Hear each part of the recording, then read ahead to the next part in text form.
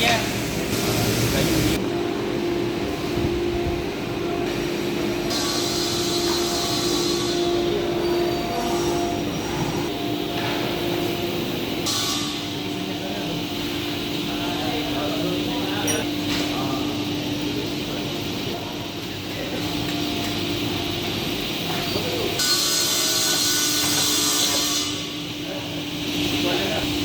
Sibuk lah hari ni.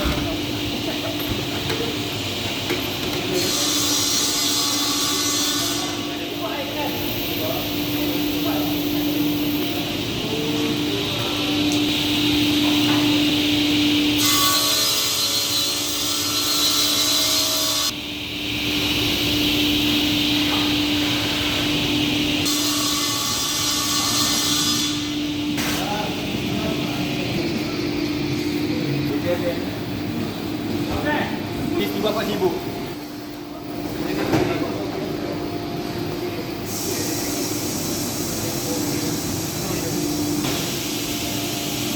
Anda bersama kami Kohort 19D Aisyah Maros Samara. Menyelesaikan wardrobe dan kitchen cabinet. Alhamdulillah semuanya berjalan lancar. Praktikal apa yang ilmu yang di dalam lab dan dibawa ke sini, sedikit demi sedikit kami dapat, orang kata, syakkan kami kerja lagi.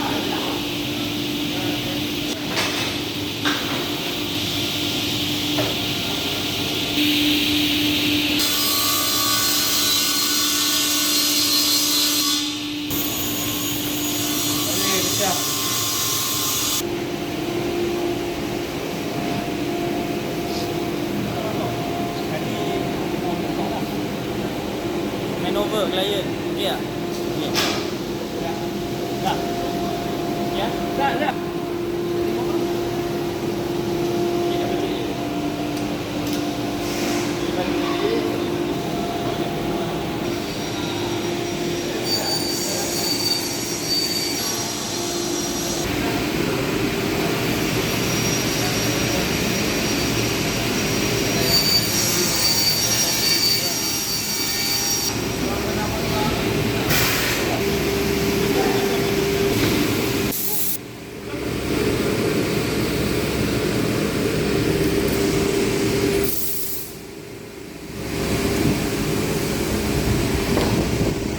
Ni aku nak masuk Sarawak ni, Sarawak. Orang buat.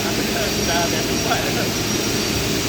Kita yang bertanya apa? Tak tahu pada dulu. Kau kena belajar. Ini gampang. Betul tak? Kau dah biasa. Cakap artis ni. Artis ni baru kita tukar yang tak hilang.